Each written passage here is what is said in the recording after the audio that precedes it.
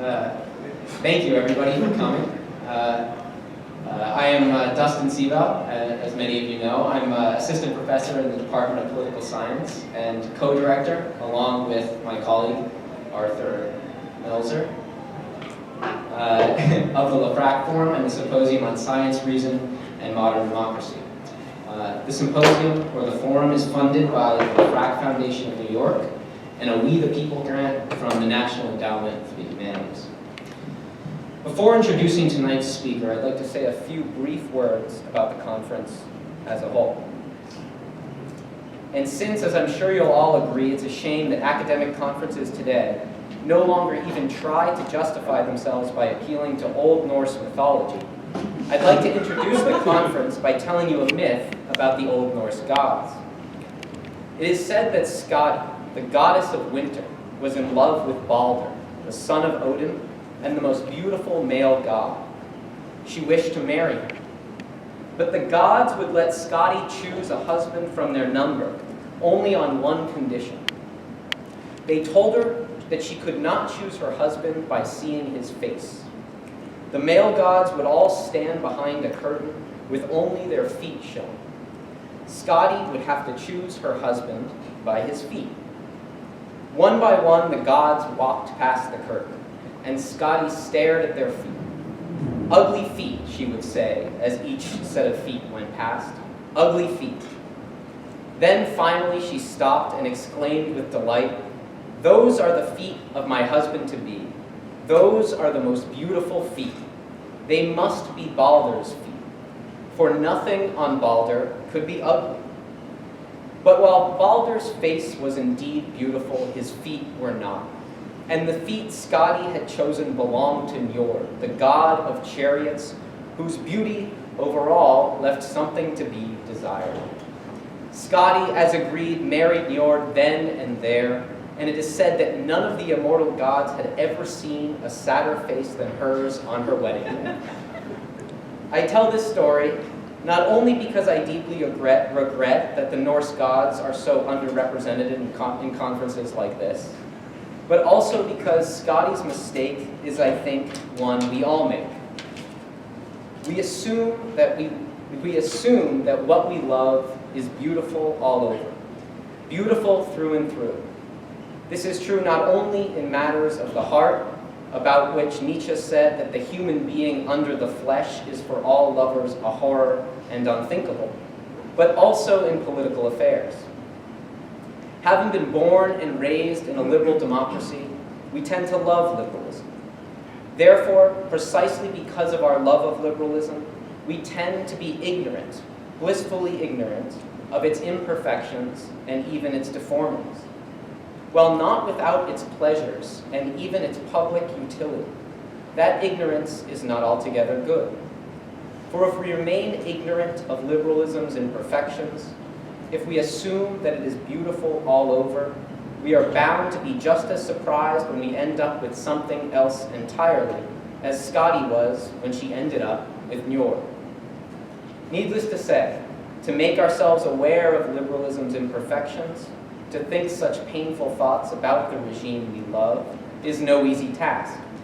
But to help one another in doing so, with a view to making our love true, or at least truer to its object, is the goal of this conference, Liberalism and its Ugly Feet, or Liberalism and its Discontents. There are few, if any, more able to help us in this matter than Devin Stauffer. Devin Stauffer is professor of government at the University of Texas at Austin, where he has been teaching since 2007.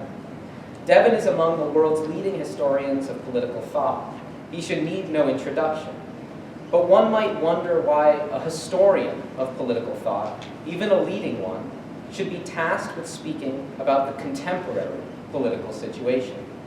It's a fair question, to which I would briefly respond by saying, in the distant past, when liberalism was still only a dream, the arguments for liberalism could not take as much for granted as they can now that the dream has become a reality. Partly for this reason, Devin's work is as much about the foundations of liberalism as it is about the history of liberalism. Devin has a remarkably deep appreciation for liberalism's accomplishments, but since he brings to the study of the foundations of liberalism an even deeper appreciation for the great tradition of reflection against which liberalism originally defined itself, he does not shy away from exploring the cracks in the foundations, liberalism's ugly feet.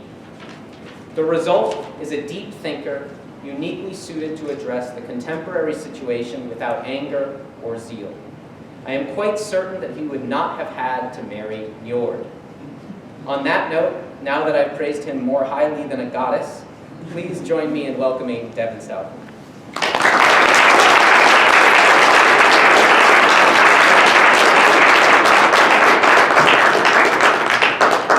Dustin told me he was going to talk about the Declaration of Independence.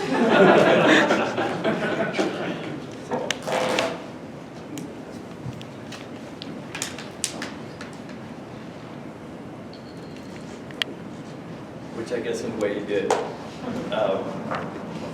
Thank you, Dustin, for inviting me, but thank you also for Dustin and Lauren for setting up this terrific conference. I'm pleased to be here, and it's an honor to be able to give this talk. And thank you all for coming. So the title of my talk is "The Center May Not Hold." I originally thought to title it "The Center Cannot Hold," which I preferred because it was taken from Yeats's famous poem. But that title is not true enough to what I have to say, which is more an expression of concern or worry than of strong conviction or prediction. I'm not really a predictor. I leave that to my other political science colleagues. But I am a worrier, or at least I've become one. And I'm sure I'm not the only one here who has begun to worry of late about our political future. There's a growing sense these days that things are coming unraveled, and that we could be on the precipice of a more grave and dangerous unraveling. One reason for this concern is obvious.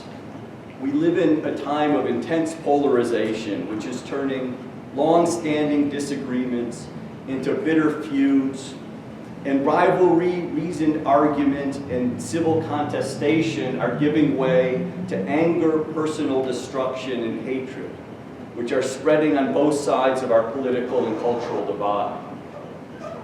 But that's not all that's going on. Although it's harder to see than our deepening divisions, there's also a spreading despair, as hope seems to be waning among many and being replaced by anxiety and depression, which are on the rise. My own pessimism is due not just to the observation of these trends, but also to the belief that there's no good reason to think they're going to be reversed anytime soon. I'm sure it will help if we get better leadership than we've had in recent years. But I think the problems run too deep for optimism to be reasonable. They aren't primarily, in my view, problems of leadership. They have other sources.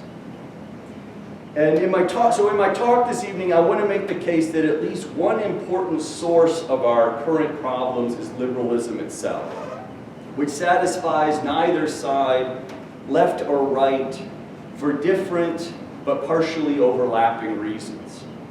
And so what we're seeing, I believe, is a failure of liberalism to secure an anticipated victory due to perhaps unanticipated but nonetheless understandable and to some extent reasonable resistance from both the left and the right. But to be clear, I don't mean to deny the great benefits of liberalism. It has produced remarkable prosperity, achieved a rare degree of peace and security, and protected freedom in a way broad enough to enable many of us to live lives we wouldn't readily trade for the lives of people in pre-liberal or illiberal societies. So I don't think, unlike some people at the conference, I don't think we would be better off without liberalism, or look forward to a day when it will be replaced by something else. In a way, the strongest argument for liberalism has always been the repugnance of the alternatives in modern times. And that argument retains its force, in my view. But that doesn't mean that liberalism is not without serious shortcomings, ugly feet, to which we need to face up. Now I want to say a bit more about our current situation in a minute, but let me first say that to keep some limit on a vast topic, I'm going to confine myself almost entirely to how things are going, so to speak, at home. That, in other words, in our domestic politics, as opposed to in foreign affairs, even though we've all been reminded of how much foreign affairs matter of late. And I also should say that in speaking about liberalism and asking about its problems, I have in mind primarily classical liberalism itself, the liberalism whose philosophic roots can be traced back to the 17th century and to the emergence through the work of Locke and others of the doctrine that the protection of freedom and the securing of rights should be the chief aim of government, and that toleration in religious and other matters ought to be extended as far as civil stability permits. I mean, one question is whether the connection between that liberalism and contemporary liberalism, and I'm sure that's a question that will come up quite a bit in our conference. But with that, let me turn briefly to our current situation.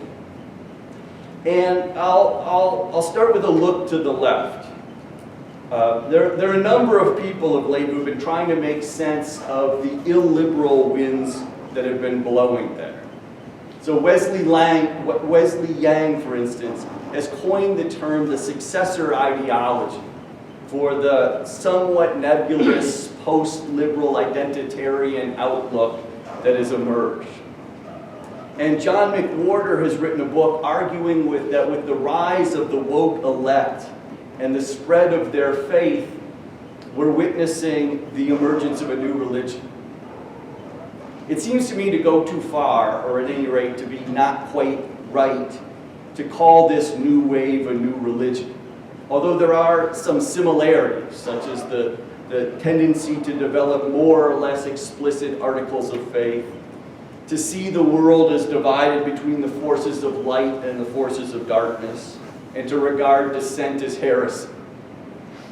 But it differs, this new wave differs from a religion insofar as religions make more serious and structured demands on their adherents and claim that those demands are backed by a transcendent judge whose aims go beyond justice in this world. So religions ask more of their believers and direct their minds elsewhere. They put human life and our struggles in this world in the context of eternity. And then, of course, there's also the fact, which I think it would be a mistake to obscure, that many, if not all, of the new so-called elect are opposed to traditional religion. They regard traditional religion as one of the deepest sources of the problems they're trying to overcome, or at least complicit by blinding people to the need to focus on those problems. So I myself would not call wokeness a new religion. But it's certainly true that it's not simply an extension of the progressive elements of liberalism itself. It is that to some extent. It is an extension of liberalism's demand for liberation and self-determination, for ever greater freedom and equality, which are to be achieved by breaking down illegitimate sources of authority, privilege, and limitation. But it's also, I think, to some extent, a break with liberalism. So both an extension and a break. So what's illiberal about it? Well, it's much less tolerant of dissent. That's the most obvious thing. The demand that people believe certain things and the increasing willingness to police thought and speech. But it gets more complicated with the movement from the classical liberal emphasis on equality, which concerns primarily matters of basic rights, opportunity, and process, to the new thing, equity, which mandates certain outcomes and so calls for much more intervention in the free workings of the market. And then, of course, there's the much greater emphasis on identity, which goes together with a more robust moralism that calls itself a concern with social justice and moral clarity, and which has a much bigger role for collective guilt and complicity, and for the rectification of past sins, and for overturning the given in the pursuit of the ideal than the older liberal outlook had. And together with this, there's also an openness to a vastly expanded role of the state in shaping not just behavior, but also thought, through mechanisms like Ibram X. Kendi's envisioned unelected Department of Anti-Racism. And there's even a disconcerting openness in some cases to lawlessness, the disregard of due process, and even violence. So that's the left. On the right, the situation is murkier, or at least to me it's murkier. They're different in competing things at work.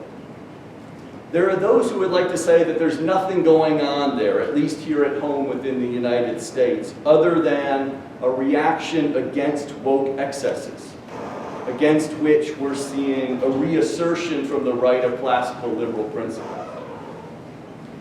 But while there is some of that, I think it's pretty clear there's more to it than that, or at least that there's other strands. And so the word we most commonly hear in this regard, for obvious reasons, is populism. But populism by itself is not necessarily illiberal, even when it's demagogic, and even in some sense when it's nationalistic. It becomes illiberal, though, when it abandons respect for constitutional boundaries, for the separation of powers, for checks and balances, and for the laws and norms of elections. And we've seen some of that.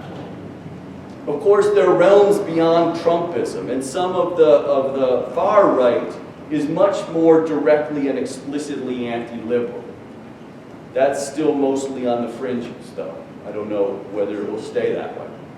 I hope so. And part of the dynamic here, as it seems to me, is that the two extremes in our politics these days work together in a kind of unholy or pernicious non-alliance, in a process in which each side is driven further to its extreme by its repulsion at the other side.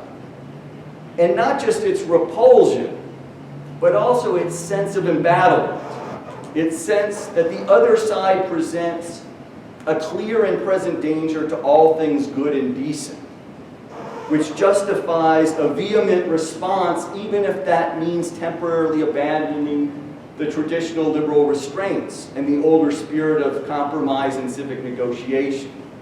And I think it's this dynamic that contributes to the spinning ever further away from the center that we're seeing.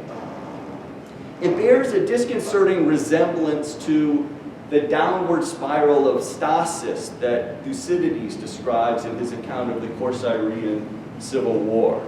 And that too is a process more vividly described there, in which what we call polarization leads to the denigration of moderation, caution, and civility, which come to be seen as timidity, softness, and cowardice, and the elevation of rashness, severity, and pugnacity, which come to be seen as courage, clarity, and manliness.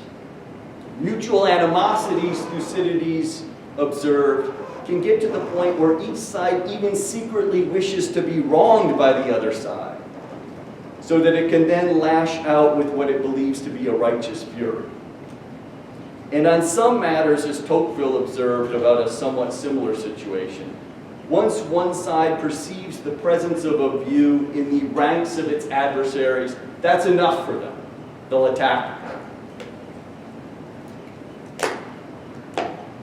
So that's what's going on, at least my sketch of what's going on. But why is all of this happening?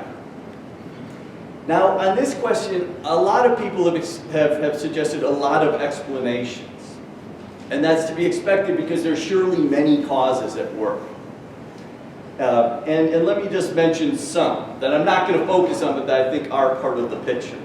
So for instance, there's the effect of social media, which has created silos of opinion and a tendency to sick the hounds of shame and ridicule on moderates. There's also the isolating, civil society destroying, individualism producing effects of modern technology more generally. And together with these problems of technology are the anxieties and resentments created by the fluidity of modern capitalism, as well as by immigration, globalization, and economic inequality.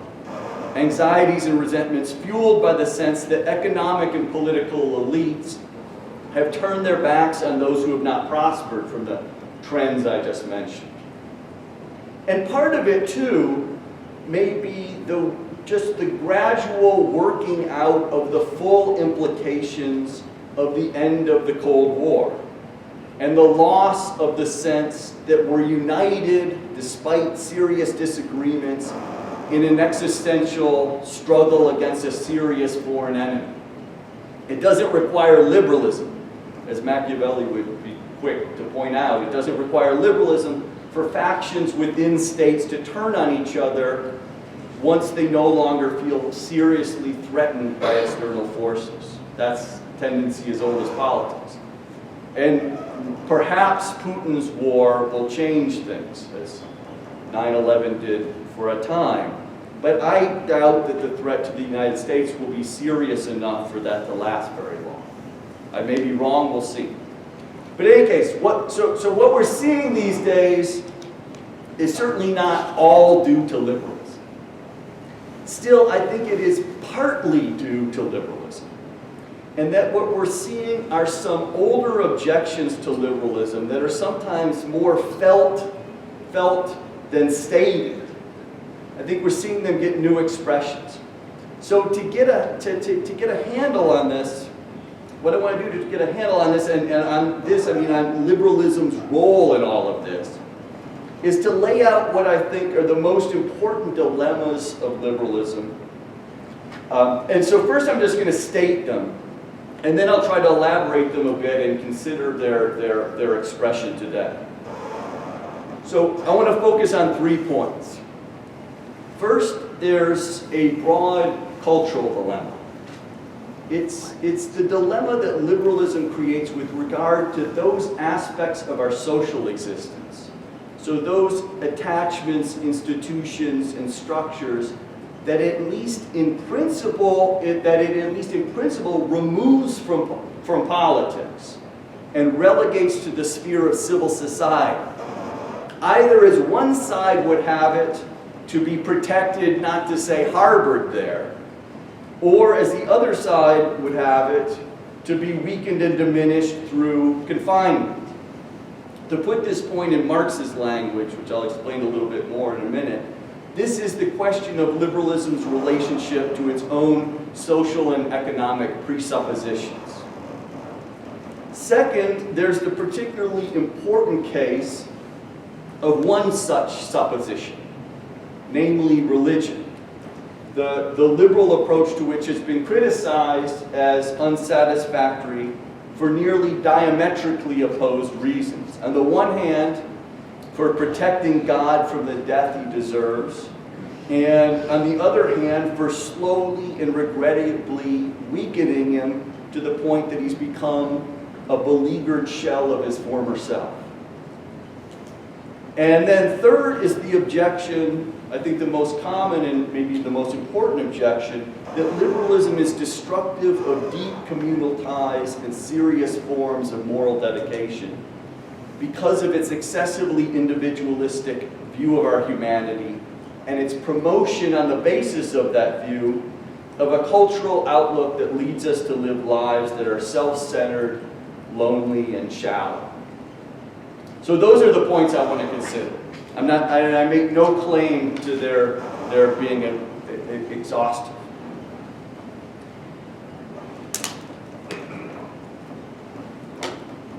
Now, on the first point, let me start with I'm going to start with a little bit of Locke and a little bit of Marx, with a hat tip to Brian Garston here for some of the things that I'm going to say about Marx, which are drawn from Marx's On the Jewish Question, about which Brian has written an excellent paper showing why it is a deeper meditation on liberalism than some of Marx's more familiar works. But the lock is this. I'll start from the lock. The lock is this. I think it's true if one looks at his account, Locke's account, of the formation of political societies. Locke doesn't speak much about what one might call the baggage. I'll just use this term, sounds negative, but I don't mean it necessarily pejoratively. The baggage that people bring with them when they consent to be members of a political community. For Locke, it's consent, the freely given consent of men who are by nature all free and equal and independent, as Locke puts it, that turns them into members of communities. And this is something, he says, that any number of men may do for the sake of their comfortable, safe, and peaceable living, one amongst another. And although he speaks about the property they may be trying to protect, he doesn't discuss, at least in his account of the pivotal contractual moment, what might be the prior and unequal sources of that property. So men form the social contract as what have been more recently called, I don't know if Michael Sandel is the source of this term, I think so, unencumbered individuals. So their only real encumbrance, if you want to call it that, is their fear of the dangers of the state of nature. And in this regard, Locke follows Hobbes, who describes men in the state of nature as if they had suddenly sprung up from the earth like mushrooms and reached maturity without any obligation to one another. Now, one might well say, well, that's the theory. But of course, Locke knew very well that people come to the contractual table, so to speak, carrying all sorts of baggage. Yes, but the theory matters because it implies that the purpose of the political community, of the state, is on the one hand not to give direct political expression to prior divisions, attachments, and social structures, and so forth, but rather to represent men as free and equal individuals, but also, on the other hand, not to try to undermine, revise, or destroy those things either.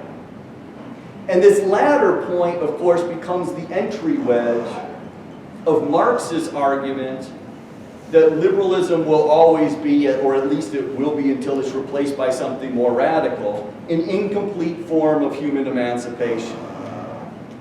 So in his formula, liberalism is political emancipation, in the sense that it liberates human beings from various political expressions, direct political expressions of oppressive structures, such as religion and accumulated property. It gets those things out of politics, at least in the sense that they no longer find direct expression in the political realm. But it lets them survive and even thrive in the realm of civil society where it protects them. And so the problem with liberalism, in other words, is that it accepts oppressive social structures without submitting them to thoroughgoing critique. And therefore, the freedom and the equality that it promises can never be complete. Now, I think it's not too hard to see or to hear echoes of that frustration coming from the left today, especially when it comes to matters of race. And that frustration can be looked at in a theoretical way, but also in a psychological way.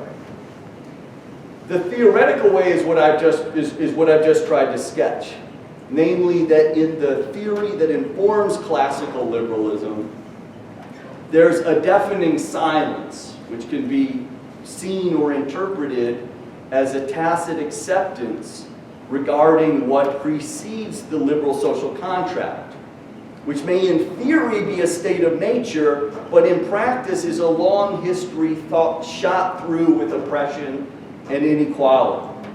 To say nothing about that history or to replace it with a mythical state of nature is to whitewash the story of how political communities come to be and stack the deck in favor of an overly narrow view of their purpose.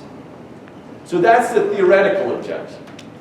But the matter can also be looked at more psychologically. Because one of the things that we're seeing today is a discontent with liberalism for not giving a sufficient outlet to the yearning for retribution and the expunging of old sins, as well as for restraining the march towards a more complete freedom and equality. The question came up, I was at a recent, it was on Zoom, I was at a recent talk by Coleman Hughes, and the question came up as to why there's been a movement of late from the older, more classically liberal goal of colorblind neutrality, with its insistence that the content of one's character ought to matter more than the color of one's skin, toward the new outlook and demands of critical race theory. And there are a number of reasons, I'm sure. But I would say that one of the reasons for this movement, away from the older approach, is that that approach did not fully satisfy certain moral demands, which are backward-looking and forward-looking. And of course, the forward and the backward are connected because it's the injustices of the past which call for retribution and rectification. Those are precisely what need to be expunged in the future by a more perfect form of justice than liberalism has been able to achieve. So in a way, liberalism tells us, in its very theory, not to look back. It tells us to focus on the present and to look from there to a future which promises only so much in terms of freedom and especially equality. But that's a problem for those who are deeply troubled by the sins of the past and who think true liberation and justice in the future demand a reckoning with and a rectification of the past. Okay, but then if that is true, a further problem emerges, because what this frustration leads to is a demand for greater dynamism, greater change, greater liberation, and greater equality. It's not just a question of the past and recognizing its lingering effects in the present. It's also a question of trying to remove the brakes from liberalism so that it can speed more rapidly into a more perfect future. But to press in that direction is, on at least some matters, to exacerbate one of the very aspects of liberalism that the other side fears. Because if it's the status quo protecting character of liberalism that most frustrates the left, it's liberalism's dynamic, disruptive character that most concerns the right. And here too, there's some basis in classical liberalism for their concerns. Because it may be true that Locke's theory of the formation of the political community is silent about the past and seems in that regard to just accept the status quo.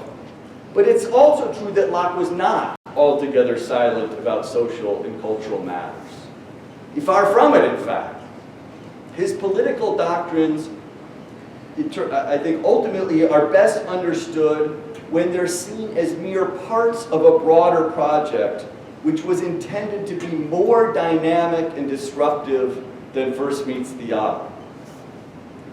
An example of what I have in mind is Locke's discussion of the family, which was in its own somewhat subdued Lockean way a revolutionary endeavor.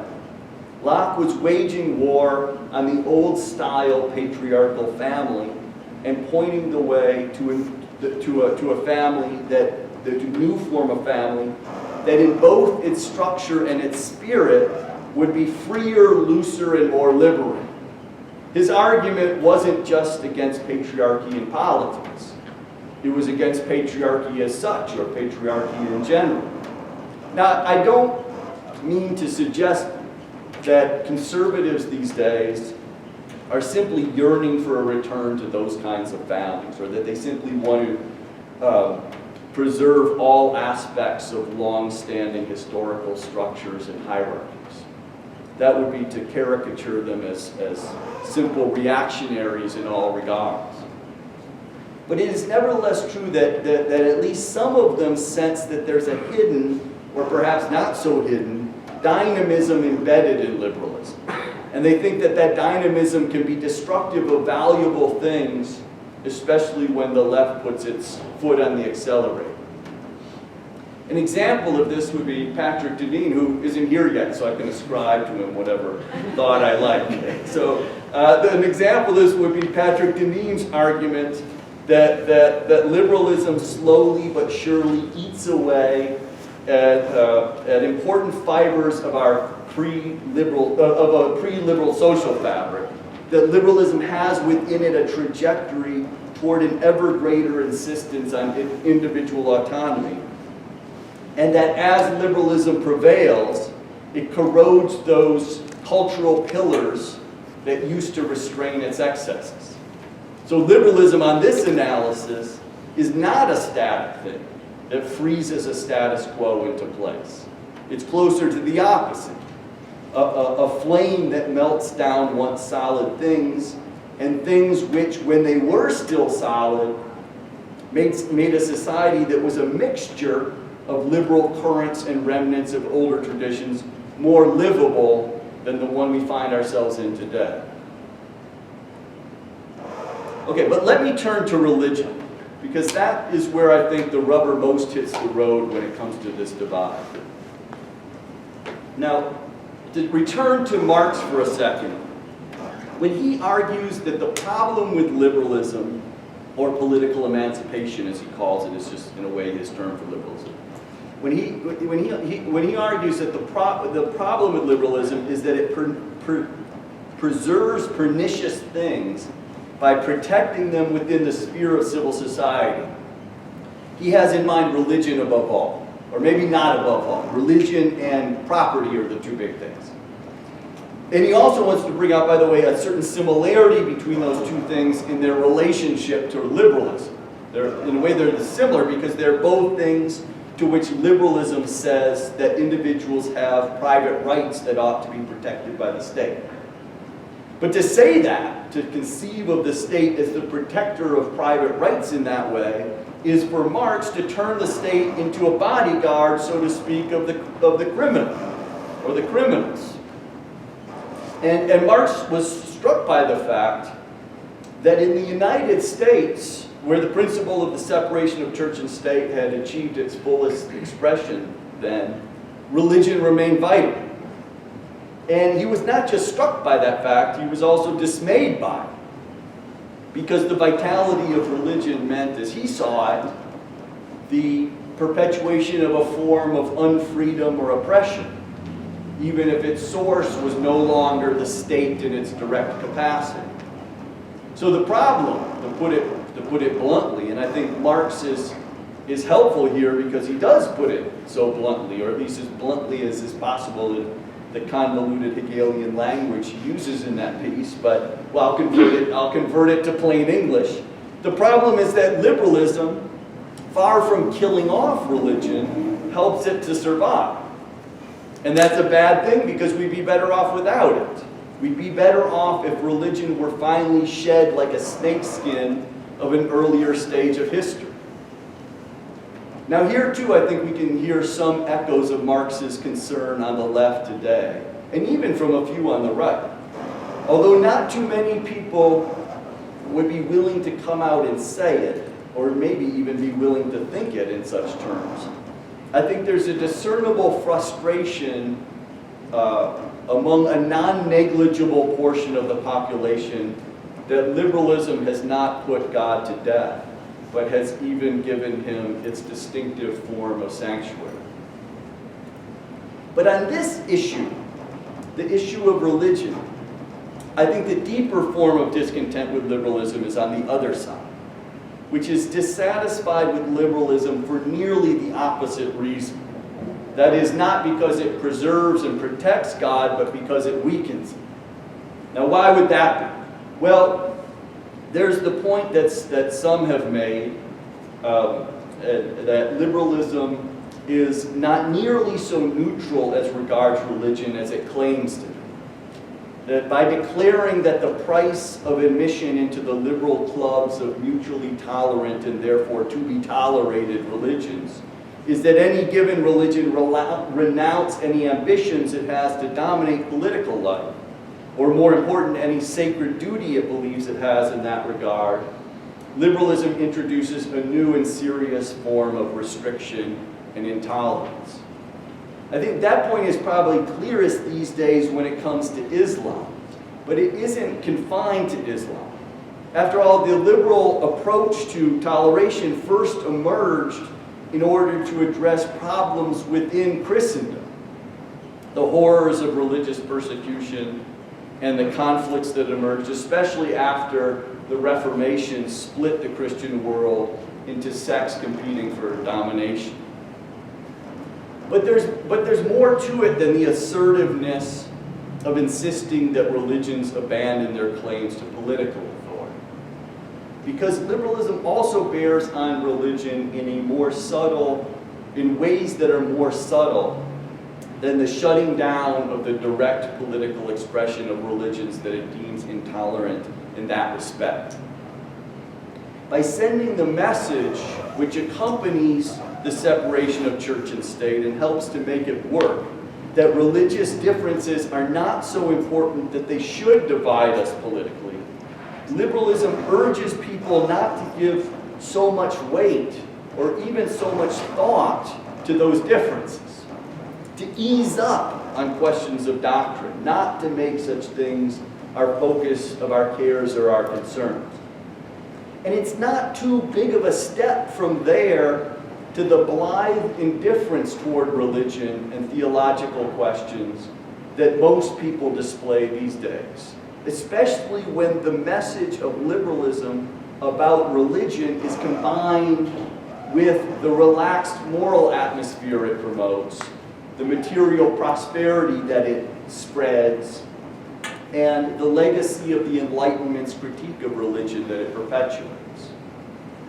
Now, this is a big question which I can't address adequately, but I would submit that it was the intention of at least some of the founders of liberalism, including Locke and his not exactly liberal but sort of predecessor Hobbes, to create the dynamic that we've witnessed in modern times in which religion has grown weaker and weaker, in which it has withered, at least in its intensity, and in some places even in its existence. So I think Marx misses something important about liberalism that can be seen by a close look at its origins. Namely, that although it may not have targeted religion for extinction in quite the way Marx himself did, some of its founders shared more of his hostility to religion than first meets the eye. And in wanting to defeat what one of them called the kingdom of darkness, they had in mind more than just the Catholic Church and its political method. I'm aware that this point is a disputed matter, and I know it will be discussed in the next couple of days. So for now, let me just come back to its bearing on our current situation. It seems to me that there's nothing that divides our two sides so deeply as this issue. Neither side is entirely happy with the halfway house solution that liberalism provides, because each side suspects liberalism of secretly or not so secretly favoring the other side. And the disagreement over whether it would be good to see religion weakened or strengthened is not likely to disappear anytime soon. But with that, let me turn to the final point, on which I think there's considerably more overlap, although there's also some division between the concerns of the left and the right. The final point concerns community and morality, which could be split apart as issues, but I'm going to combine them because there's a connection between them within the critiques of liberalism as well as in themselves. And so this is an argument. What I'm about to lay out is an argument that one can hear versions of on each side, coming from a wide range of people. And it's also not new. but its recurrence is, I think, a sign of its importance. And the argument is that liberalism rests on an impoverished view of human beings as isolated individuals whose guiding concern is the pursuit of their own selfish interests.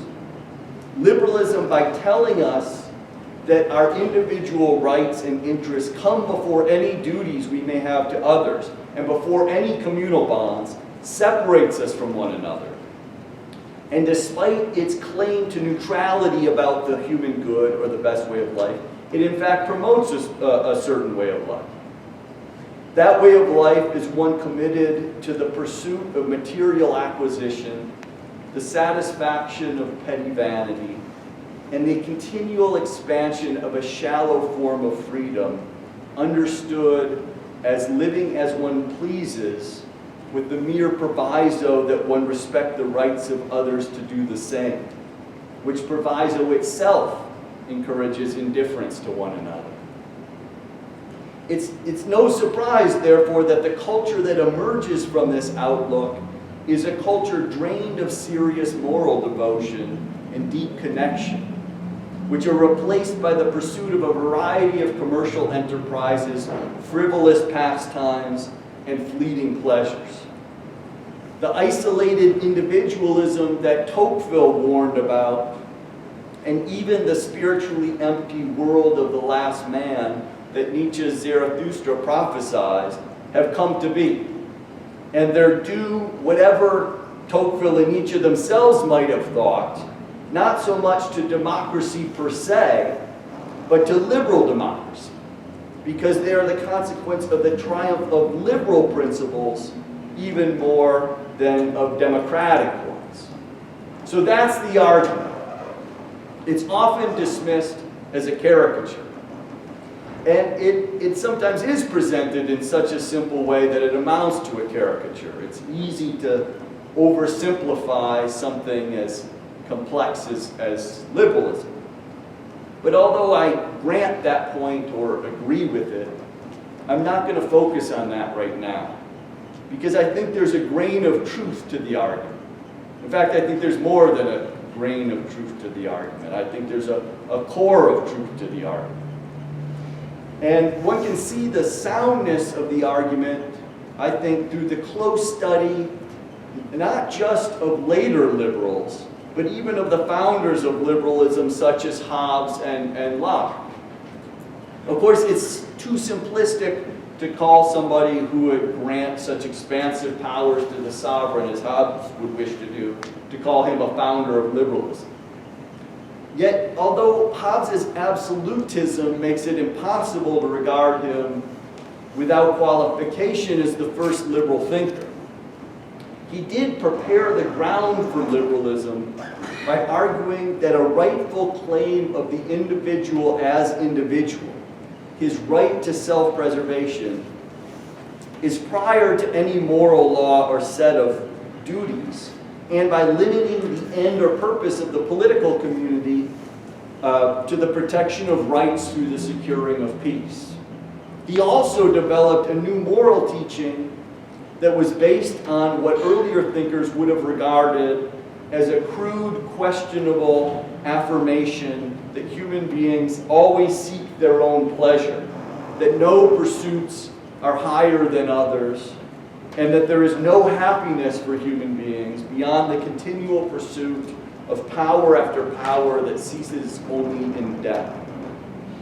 Now it will be said, could be said, that's Hobbes, that's not Locke, to say nothing of other liberals who modified and ennobled Hobbesian principles if they accepted them at all. But here is why the interpretation of Locke as far more similar to Hobbes and far more indebted to Hobbes than some scholars have claimed matters so much. Because if it is true, as it is, that Locke had much more direct influence on the shape of liberalism than Hobbes did, and if his first principles are ultimately Hobbesian, then that says something important about an outlook that not just emerged out of liberalism, but that lies at its foundation. And I suppose it says just that the outlook in question is not just something that emerged out of liberalism, but a view that lies at its foundation. If that is true, then it confirms that the critique of liberalism I just sketched, overly simple as it may be, goes to the root of the matter. Now, to bring this back to our current situation, I think an important part of what we're witnessing today is the resurgence of moral concerns and passions that are inconsistent with the central principles of liberalism, and that liberalism has therefore worked to dampen or remove from people's souls, but without complete success. It seems to me that people, especially but not only young people, will inevitably feel dissatisfied without serious morally demanding goals that ask that they devote themselves to ends higher than themselves and that connect them with others in communities of shared struggle and sacrifice. We may not like some of the zealous, self-righteous, intolerant, and dangerous ways in which these concerns and passions are expressing themselves these days. I don't. But there are some ugly things brewing on the right. And on the left, the expression of moral zeal always seems to involve a problematic contradiction, insofar as the grasping for moral seriousness and reconnection is always combined with a ratcheting up of the demand for ever greater autonomy, self-definition, and the abolition of limits. There's a desire to have one's cake and eat it too by insisting that there can be moral dedication and community without serious restrictions on one's freedom. But despite the ugly and self-contradictory forms it can take, it would be a mistake, I think, to overlook the fact that there's something serious underlying what can sometimes seem like nothing more than juvenile rebellion and extremism. And it's striking that this is something that, at least in a certain way, is shared by the left and the right. The sense that there's something too shallow and selfish about liberalism, and a desire to restore moral seriousness to a world that's been deprived of it. It reminds me of an observation that Leo Strauss made about the German nihilists of the period between the two world wars, who were motivated, Strauss said, by a love of morality and a sense of responsibility for endangered morality. The nihilist, non-nihilistic love of noble virtue, Strauss suggested, was at the root of their hostility to liberal democracy. And when that love merged with uglier things, like resentment, militarism, and the collapse of reason, it created a nasty form of fanaticism which lashed out against modern civilization as such. That should, of course, serve as a warning. But since that's too depressing a thought to end on, let me try to be a bit more optimistic. What might still be possible? As I mentioned at the beginning of my talk, I don't think there are good reasons to be especially hopeful. But insofar as we may be moderately hopeful, what is to be hoped for, in my view, is that the center will hold well enough to hold off a radical lurch either to the left or to the right, or to both at the same time, which, despite liberalism's problems, would almost surely lead to something worse than what we have now. I think it's good to remember that things can always get much worse if liberalism does not endure. Liberalism is more likely to endure, though, not only if the center holds in the sense that there remains a sufficient commitment to the pillars of the liberal order, to free speech, due process, fair elections, toleration, and constitutional government. But also if that commitment is combined with a greater awareness of liberalism's deficiencies and less dogmatism in the assertion of its principles. There's a difficult balance to be struck in defending and trying to preserve an imperfect thing. An awareness of the problems can be valuable in checking excesses, but only if it's also combined with an appreciation of what must remain intact for the liberal order to endure. As for what checking the excesses would mean in practice, I think it would be something like a contemporary version of what Tocqueville recommends, namely nourishing those things within modern liberal democracy that mitigate its dangers and counteract its vices. Unfortunately, though, that's become harder. It's become harder for that to work in our time, as the fate of some of the counterweights that Tocqueville pointed to shows. For instance, just to give one example, associations can no longer have quite the same positive effects in counteracting individualism when so much of our associational life has been driven onto technological platforms that do as much to break down communal ties and human connections as they do to restore them. Still, it may be the case that liberalism will prove more resilient than it seems these days. Perhaps the mounting threats from Russia and China, as well as from within, will help to strengthen its spine and embolden its defenders. Liberalism tends to do much better when it's faced with serious challenges, which force people to look more squarely at the alternatives and which stir a healthy pride in our civilization. So while the center may not hold, maybe it will. That would be a mixed blessing in my view, but a blessing nonetheless.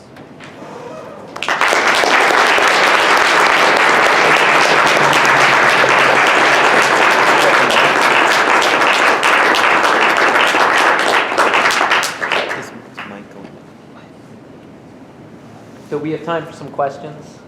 We should have someone running around with a microphone, but there's no microphone. Oh, that is working. Okay, yeah. So feel free.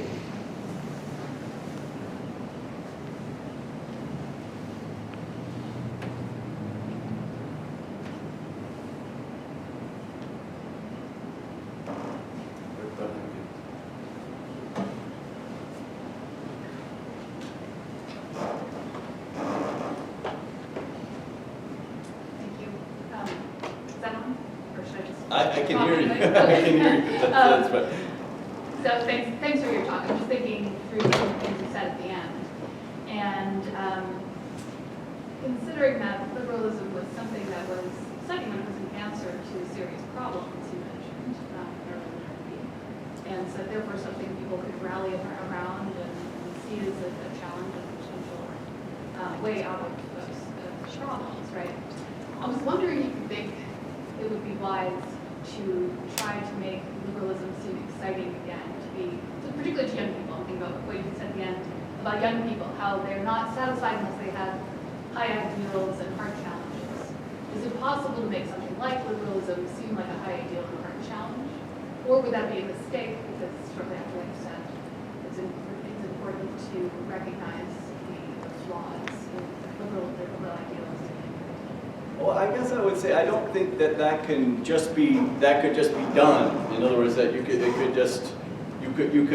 whip that up on its own, and it seems to be it's something that events and situations have to create. And so if you look at the moments when liberalism has done best, it seems to me it's been the periods when it's really had to face and overcome those challenges. But those challenges, it didn't itself generate those challenges, or somebody didn't cook up those challenges, and they had to be serious challenges too. And so in some ways you could say the 20th century was the great century of liberalism, but it probably wouldn't be seen so much as the great century of liberalism had it not been for fascism and communism. In a certain way, fascism and communism enabled the 20th century to be the great century of liberalism. And it's a weird thing. One would never wish for existential threats like that. I mean, that would be a little bit bizarre to wish for existential threats. But it does seem to me and liberalism, and not just at those moments, but other moments. During the Civil War, it's another moment. At those moments, leaders can turn to liberal principles and make them, appeal to them as something more noble than they are in times of peace and prosperity. And I don't think that's just a matter of rhetoric, though. I think so. It's not just, well, we need better rhetoric. I think it's the situations. It's the situations themselves. And then it seems to me liberalism's problem is when those crises pass, when the difficult times pass, it has this kind of gravitational sucking force back to its less impressive, less noble, what I think of as its Hobbesian core. That sometimes it rises above its Hobbesian core, but there's a tendency to shrink back to its Hobbesian core. Now, so what the future will bring, I don't really know. I mean, as I mentioned, maybe this current situation, I mean, it's already having some good effects in the liberal West. There's something good. I don't mean to downplay the seriousness of this war. I just don't think it's likely to have the lasting effect of rallying the West and recreating a kind of pride in liberal principles, and the pride in liberal principles themselves, it seems to me, has mostly collapsed. And yes, it's stirring them back up a bit, but I'm not very optimistic about how long that will last. This is a follow-up to just what you just said. There's a political theorist, you may have heard of Giorgio Agamben, Italian, and he, following on Carl Schmitt, suggests that the kind of existential challenges that you're saying are sort of punctuate the liberal era.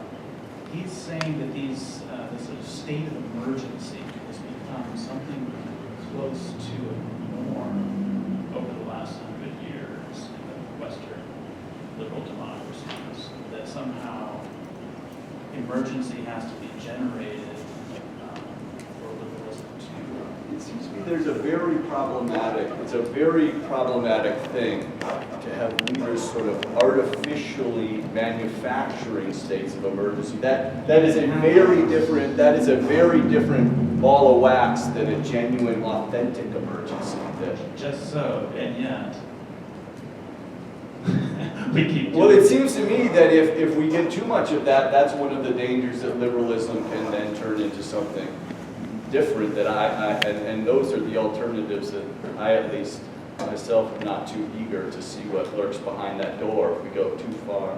Down, if we embolden executive power to such an extent on the premise that there's so-called emergencies even when there aren't authentic emergencies. It seems to me that's a recipe for cracking a liberal order in ways that... Precisely, yeah. And so the typical pattern is that legislative power is relocated from a parliamentary body to the executive, dictatorial powers. And so the recent examples that Agamben points to, he sort of became a darling on the left after 9/11 because he was portraying that as basically a fake emergency that was used to have this vast expansion of the security apparatus. And more recently, he points to the COVID pandemic as another kind of fake emergency that's serving a similar function. Anyway, the point is simply that there seems to be a perennial temptation in this direction. Yeah, I think there is, and it's one of the ways, I suppose it's one of the weaknesses of liberalism that it's vulnerable to that. On the other hand, I would rather have it than where that potentially heads.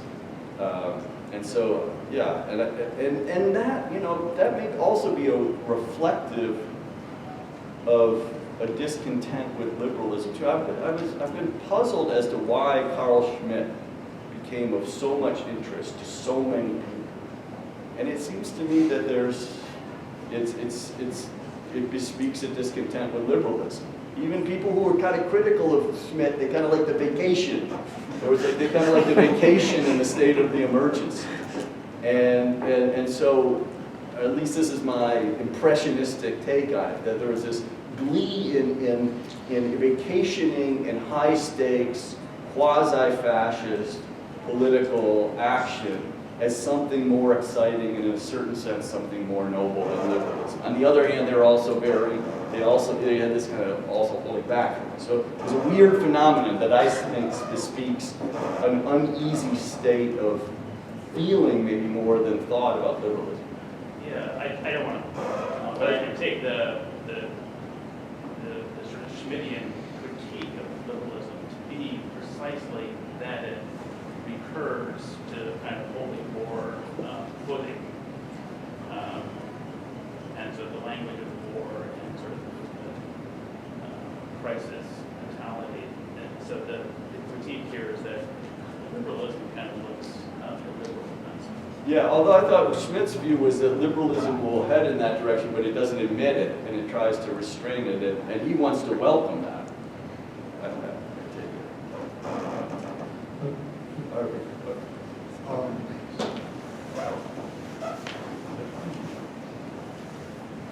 If liberalism is at its strongest and it's fighting for its self-defense against an enemy, maybe the core of liberalism is not what we theorists try to find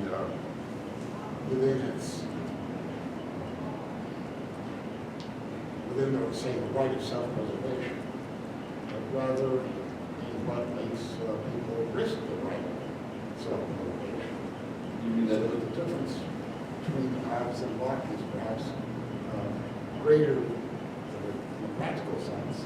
In a practical sense, at the core of what liberalism promises, and the theoretical fraternity between the two. You mean, and what if I'm not sure I follow you, but are you suggesting that in the Lockean version there's a more thematic, it's not simply just wanting safety, but it's The core also... of liberalism is not its core, but the shrubbery around the core. Yeah, but the problem is what happens when, and I think this is a big story of what's happened since the end of the Cold War. What happens when those external threats go away, when it's not so challenged? And the big problem with liberalism is that when it prevails, I mean, as I tried to allude to with when I mentioned Machiavelli, to some extent this is true of all. This is true, it's not just a problem of liberalism, it's a problem of political success as such, and peace as such. But it seems to me liberalism deepens that problem by having a kind of hollowness where a real picture of a meaningful, deep, peaceful way of life would be in other conceptions. Yeah, but still the strength of liberalism would be in its weakness, the weakness of its principles. The strength of liberalism is in the strength of those who want to defend it when it's at risk, not its principles. So when its principles work, then it loses its defenders. Right. And there's a running away on both sides. Right. That's what I think we're seeing. So maybe we should emphasize more what makes people willing to defend liberalism. Yeah, but that only works when it seems to me that only works, authentically works when there are, this goes back to the first question, I think that only authentically works when there are genuine threats. I don't think that's something that can just be kind of manufactured. The sense of embattlement just seems to be either is authentic or not. And it's maybe part of the reason why there's right now on both the left and the right a kind of tendency to hyperinflate the sense of embattlement. That people want to get back into, are missing that, and they want to get back into that state. Raul, did you? Thank you. I enjoyed the talk very much. I thought it was very clear and highlighted the challenges of liberalism, obviously. I don't have a question. I've got a couple of very quick comments. I work for the Michigan legislature, and I think my comment might dovetail to your question. So in the Capitol Rotunda, it's a beautiful building. If you haven't been, it's like Austin's bigger and better, but it's a I nice was gonna capital. say, I'm in Texas, so. I know, but give it a tour. And in the rotunda are the Civil War battle flags. And it's as close to like a civic sacred object as we have. People in the Civil War died for those flags. If a flag fell to the ground, some other person would have to grab it and hold it up. It's like a sacred object. My dad fought in World War II, and he knew what he was fighting for. He was fighting for a great cause. He's an old-fashioned liberal, both lowercase and uppercase. But now, if we live in a society that's transactional, where many people think the only public good is the protection of private goods, who would fight and die for such a country? You'd claim you had bone spurs and let some other sucker fight for that country. So that's a comment. And I guess I'll leave it at that. All right, thank you.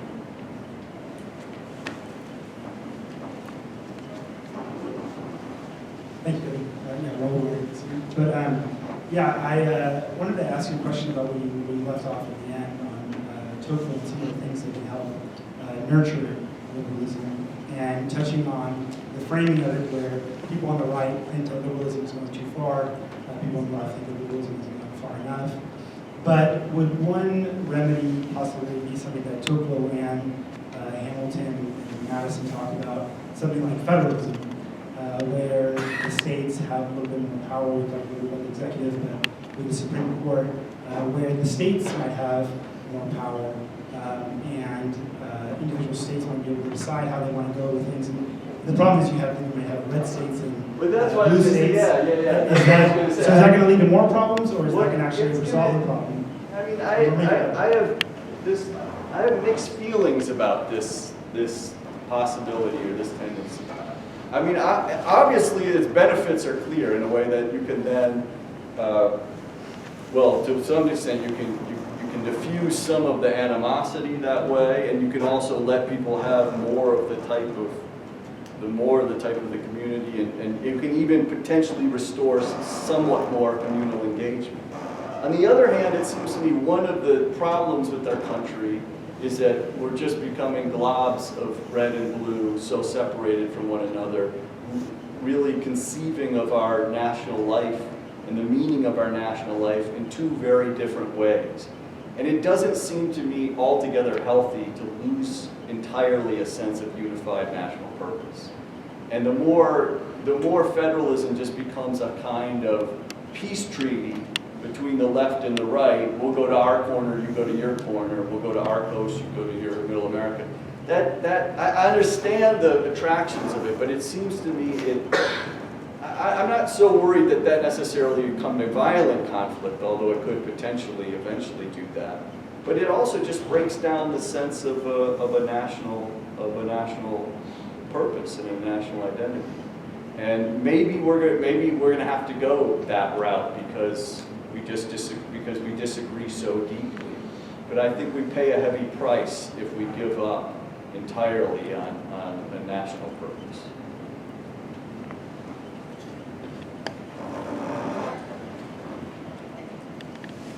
Thank you, Devin, for a fantastic talk. I think I want to follow up on Harvey's question a little bit, and I appeal to you as a historian of ideas, because one thing that has always puzzled me about liberalism is that it seems to me, classical liberalism that is that it seems to me always to have presumed upon qualities of soul and what's called social institutions that seem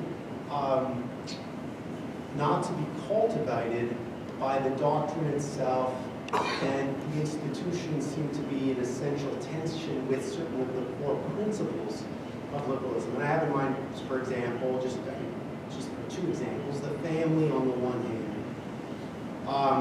and say courage on the other. So, I mean, Hobbes, for example, has a problem with courage, because on the one hand, it would seem, I think maybe Harvey was getting at this, it would seem to require courage in order to maintain and preserve the order created by the Objection teaching, but there's no real place for courage, and courage indeed seems to be in direct tension with the psychology and anthropology upon which Objection doctrine seems to rest. And then, speaking about the family, one can think of, Locke's first treatise, where he's the great critic of patriarchal rule. But on the other hand, when he imagines a family and describes the education of people, he seems to trade on and indeed presume that a patriarchal family structure that is essentially not liberal in terms of its workings is necessary. So just can you help me explain how, especially the original liberals or architects of liberalism, how they understood the way in which they made their peace with these other elements that seem to be required for the efficacy and the realization of their vision? Yeah. My first thought is that it's kind of hard to paint with this simply broad brush on this, because I think there may be some variance. In other words, there may be some who were more radical in wanting to transform those things or change those things in drastic ways, and some who were more what you initially said, that just presumed that you could reconstruct society, but those virtues and those institutions would remain intact. You could rely on them. If to take the examples that you've raised, it seems to me Hobbes and Locke, Hobbes more obviously, but I would say in both cases, they're on the more radical side. And so in Hobbes's case, I do think he thought he was really trying to change a moral teaching in a pretty dramatic way. And one aspect of that is what you mentioned, the demotion of courage. And I think he thought you could create a successfully stable and peaceful society in which courage would not be all that necessary. He thinks that if he has these remarkable expressions of hopefulness about how acceptance of his principles could eliminate war, at least civil war. And so he seems to have made a kind of bet that you could have, that it wasn't, that those qualities are not so important to the courage is a clear case.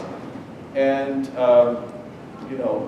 and then the running of that is and you could say he did a grand experiment with that, and I think the results of that experiment have been very mixed. On one hand, there is less courage in the world, and some people would argue that the world functions better with less courage, less fighting, less what some people call toxic masculinity. On the other hand, there are times where that's necessary, and there's a lot of people who feel it's lack, and sometimes that can come out in ruptures and explosions. And now on Locke, in the case of the family, there too, I don't think Locke was simply just relying on the persistence of the patriarchal family. I think in the sixth chapter of the second treatise, where he discusses the family there, he really is trying to put the family on a new basis, and it starts with the case for mom as an equal parent to dad, and it gives a whole kind of account of the family that's no longer understood so much in terms of lifelong unconditional duty, but is much more contingent on interest and much more compatible with freedom. And of course, it's not just Locke that did it, it's a whole host of historical trends, but our modern families are much more Lockean families than they were, and I think we can see the pros and cons of that. So in that case, I do think they were both more transformative than first meets the eye. Yeah, Brian. I'm wondering, when we trace the problems back to the founders in this way, we're getting at kind of essential dynamics. But you know, we studied some of these problems in the 90s, and the criticisms took the form of sort of mild communitarianism. What's changed? Why is the energy so intense against liberalism now? If these are, you know, such long-standing failures. Yeah, I mean, it's hard to, and it's not as if all of the objections that I mentioned, or all the problems, they're not new. We're just seeing a current version of them. Although I do think, as you mentioned, we're seeing a more intense version of them than we were seeing 30 years ago. I think I completely agree with the observation. There was this whole liberalism, communitarianism debate, but it was very tame by comparison to what we see now. It was, you know, should we think of the self as a little more encumbered or a little more that? You know, it was so much tame. I mean, I guess I would say something like this to that. That was in a period where liberalism was very ascending, and people were very, right in the aftermath of the Cold War. Nobody was really questioning liberalism in a deeper, profound way. Even the communitarians were essentially liberals. They just wanted a somewhat more communitarian vision of what liberalism was. And it seems to me that it's partly just 30 years of in some ways, of peace, but also those other trends that I mentioned in passing too may have exacerbated things too. Technology, social media,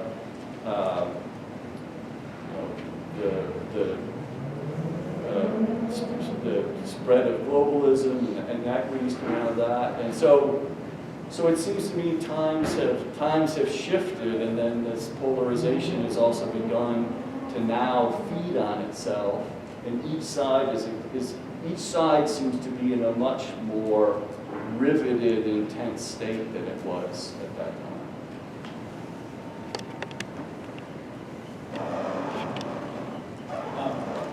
Thank you very much. I want to ask you to say more about a way you qualified your position in favor of liberalism at the beginning of the talk. You said it's better than the available alternatives, which you said were repugnant. How much of that is to the credit of liberalism versus, say, to the discredit of the alternatives? Another way of getting at this issue is, should we regret that our circumstances are such that liberalism is the best available alternative?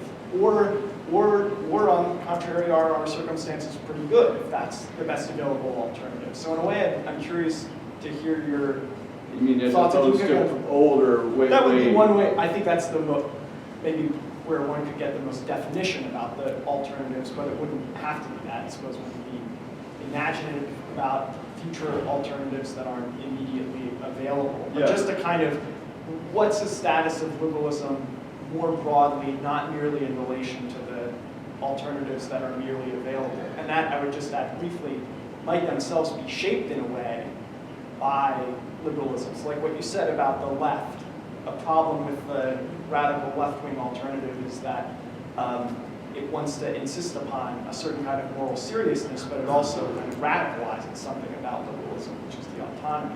So, yeah, I mean, by the alternatives, I didn't just mean, I guess I didn't just mean, fascism or communism or these new forms of authoritarianism. I meant, I find it very difficult to imagine. So it's not just what's there, but also what. I find it very difficult to imagine in massive and very diverse nation states what could be a really genuinely healthy alternative. That's partly why. I mean, in a way, I ended by it's kind of an unsatisfactory ending. We got it, make the best of it, and it's got some good things that we don't want to lose. But part of that is also, I just find it very hard to imagine in massive, diverse nation states what the alternative, what a healthy, peaceful alternative to liberalism is. Now that's not to say, well, in other times, in other places, there weren't other forms of life that had attractions that liberalism doesn't have. They also had problems that liberalism didn't have. So it's complicated, but certainly there are attractions that other places didn't have. But I mean, but once, I mean, in a way, the changes go all of the way back to the religious wars and liberalism emerging as a solution out of those. At that point, maybe there were possible other solutions, I don't know. But we kind of cast our lot in, the West cast its lot in with religious pluralism and liberal principles to protect religious pluralism in massive nation states. And once you go there, I don't really see how you go back. Like this new movement of integration, integralism, it just doesn't make sense to me as a plausible, workable thing. Could we imagine that might have some real benefits? Yes, but I don't see how we get from here to there without all sorts of difficulties, if we could even get from here to there at all. So that's partly what I meant. It wasn't just the repugnance of the alternatives. I wasn't just referring to fascism, communism, and authoritarianism. I was also just saying, what else? What other viable option do we have in the world? We can be critics of liberalism as much as we want, and in my talk, I think it's clear that I am to some extent a critic of liberalism. But I don't see. And I also think we should be very slow to throw the baby out with the bathwater, that there's certain core liberal principles that, especially in a very divided society, we ought to be very slow to give up our commitment to.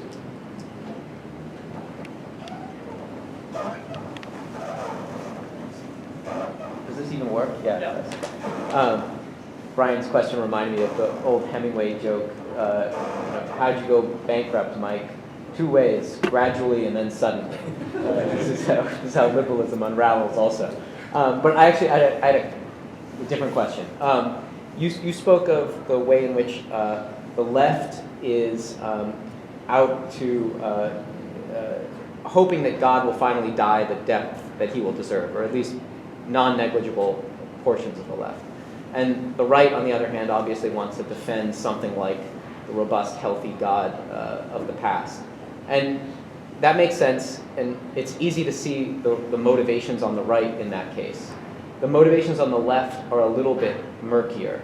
The most obvious account of the motivation in that case would be that religion, a robust and lively God, poses obstacles to political progress, the political progress that the left hopes for.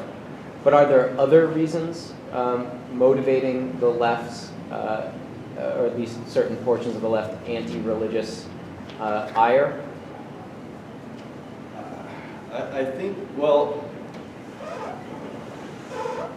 I do, well, let me just agree with the first point before I take it the harder second point. I do agree. Part of it is just they think religion stands as a kind of obstacle to especially forms of autonomy. Like, I mean, the abortion debate is the clearest example, but there's others as well. But it seems to me it's also this, maybe the broader thing, that I think from the beginning of modernity, especially on the left, there was a certain vision of bringing human beings into full maturity. That human life was finally, I think Kant puts it this way, finally shedding its childish stage and entering its mature stage. We were finally becoming adults. And I think at the core of that was that we were becoming secular. At the core of that vision was that we were becoming secular. And I think that sort of deep sense remains with money on the left. And so they partly disregard it as a kind of, they're frustrated that we can't achieve this vision of mature humanity that has been guiding them for so long. So I think it's that as well.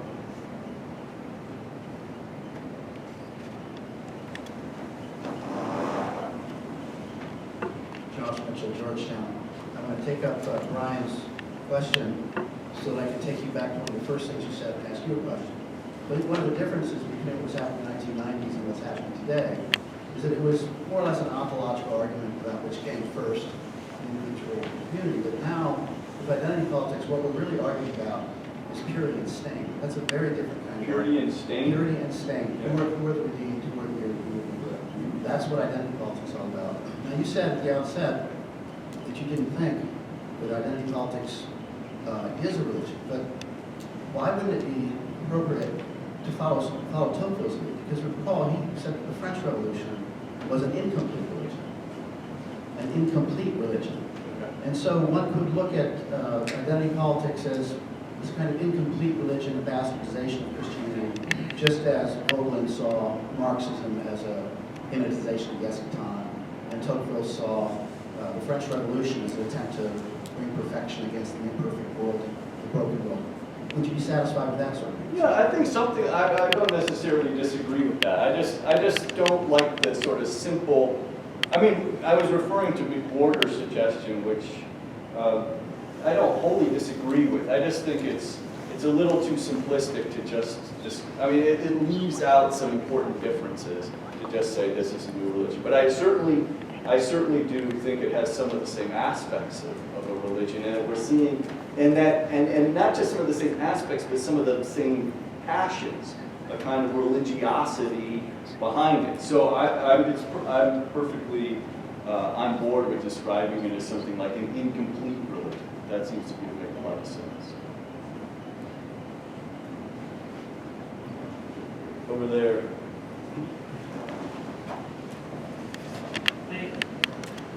I wonder, just you mentioned this in your talk in response to some of the questions. For example, you referenced to Machiavelli and the idea that, well, this isn't something, the drift of a society, a political community that finds prosperity toward a kind of dissolution because of the lack of an existential threat that gives it unity, or so that example and other things that I mean, the question I want to ask is this: do you think that ultimately the challenges, the dangers that liberalism faces are best understood in terms that really don't require liberalism, as that there aren't about liberalism, particularly with regard to permanent features of human nature, that, for example, lucidity and stasis is a pretty good explanation of what we have here, and that understanding liberalism is just a good way to recognize the kind of particular mechanics of disinstantiation of it, but in the end it's a tale as old as politics and as old as political philosophy?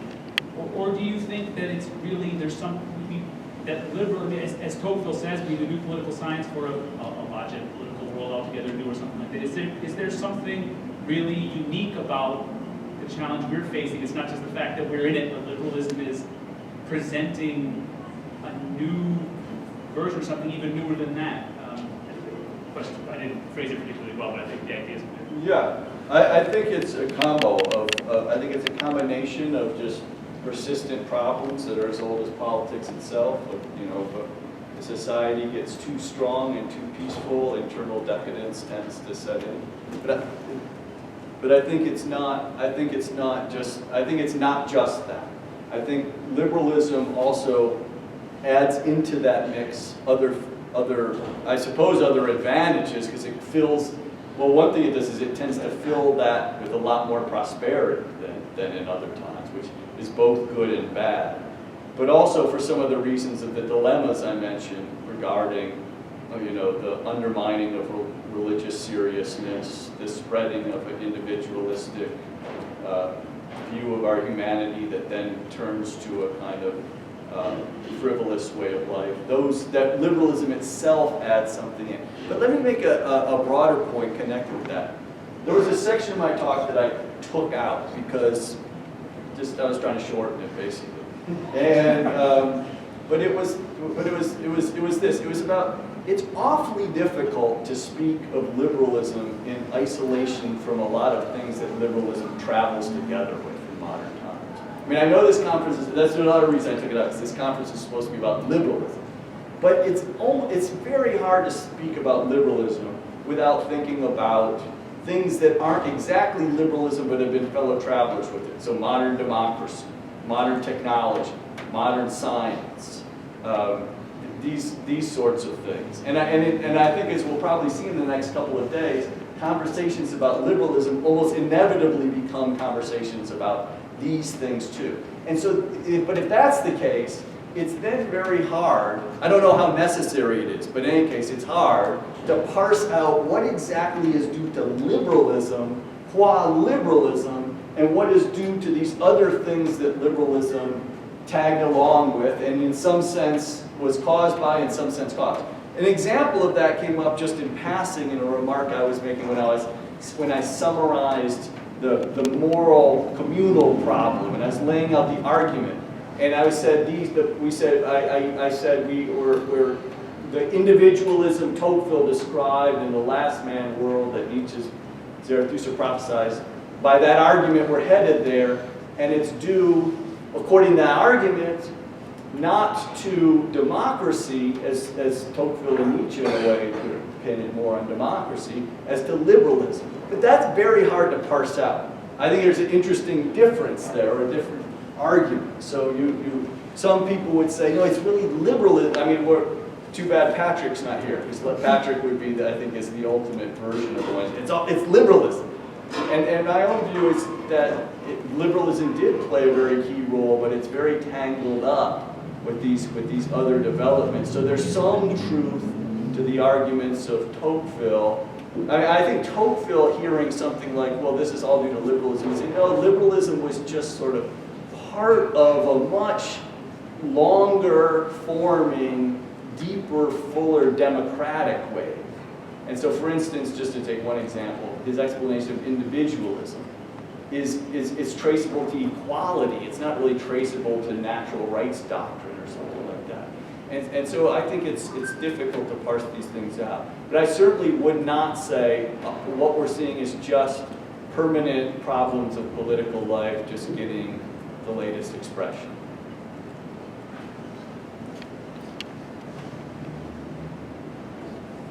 Yeah, it's very interesting what you just said about things that travel with liberalism, because as I was listening to you, I was thinking about your view on the relationship of liberalism and progress.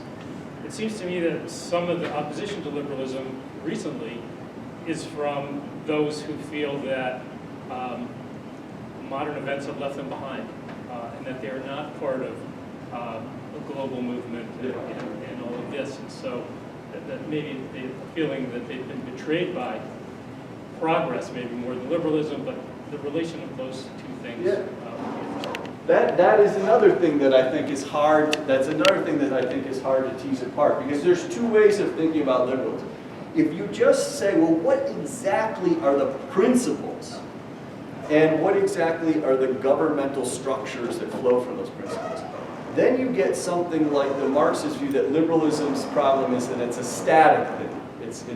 It locks in a status quo, and it says you have these rights, you have property rights, all right, protect it. You have religious rights, okay, protect it. But that, I think, is in a way an excessively narrow conception of what liberalism is. I mean, in a sense, you could say that's the strictest, narrowest understanding of what liberalism is. But liberalism always went together with fuller conceptions and broader movements, and I think one of those was a progressive vision of history, that we're moving ever, and so that's why I think, in a way, the concern of the right is with that aspect of liberalism. Now, there's a big dispute, we'll probably hear about it in the next couple of days, of how much that aspect of liberalism, the progressive, extending, dynamic vision, was baked in from the beginning. Or was that something that emerged later with progressive liberalism and so forth? That's a later development. So what we're seeing now is not really classical liberalism. It's a kind of hijacking of it. And it seems to me there's some truth to that, but I also think there's some truth to the thought that it was baked in from the beginning, because even the founders, Hobbes and Locke, were cultural reformers, and I think had broader, more optimistic visions of a kind of progress than just, if you just isolated their principles might suggest. All right, I think I think we have one more. Oh, go ahead, yeah, go ahead. Hi. You spoke a little bit about liberal societies when they have a common enemy behaving on their best or maybe most together. Do you see a potential conflict with the East maybe regaining some of those liberal principles? Yeah, I mean, again, this is not something one would wish for, but, you know, I said at the end, like, maybe the rising threats from Russia and China will strengthen the spine of liberalism's defenders. But I think especially what's going to happen between the West and China is very difficult to predict, and I don't have a prediction. Could it become a very serious threat that would be very, very bad in many ways, but have this silver lining of re-emboldening the West? Maybe. But that's just a maybe. There was one more. You mentioned political parties a lot, and I want to ask you this question. Do you think political parties are going to be a threat to free speech at some point? That they're going to be A threat to free speech. The political parties themselves? What do you have in mind? I mean, I think we see threats to free speech. I think we see threats to free speech on both sides, probably more on the left. Yeah, on both sides. But you know, in terms of like social media, you know, there's a lot of shadow banning, or you know, Tocqueville actually did mention, you know, you can make free speech legal, but you know, the community doesn't have to accept that free speech. So, I mean, do you think political parties kind of like further divide us?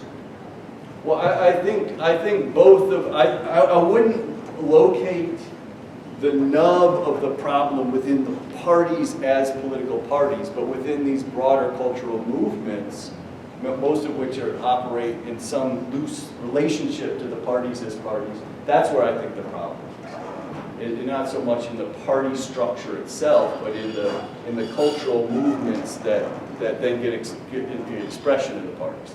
But I think it's coming from a more cultural place than from the actual party. So, for instance, I don't think like getting rid of parties or something like that would solve this problem at all.